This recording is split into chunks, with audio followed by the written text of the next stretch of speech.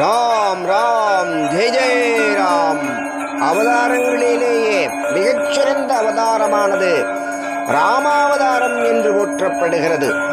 அப்படி அந்த ராமாவதாரத்தை கம்பன் எப்படி பாடுகிறான்?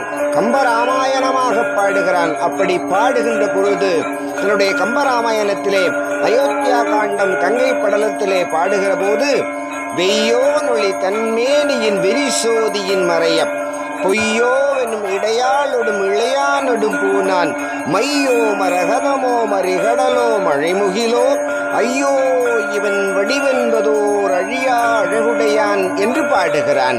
வெய்யோ நொழி தன்மேனியின் விரிசோதியின் மறைய பொய்யோ எனும் இடையாளொடும் இளையானொடும் பூனான் மையோ மரகதமோ மறிகடலோ மழைமுகிலோ ஐயோ இவன் வடிவென்பதோர் அழியா அழகுடையான் என்று சொல்லி அழகினை வர்ணிக்க முடியாமல் தவித்து நிற்கிறான் கம்பன்.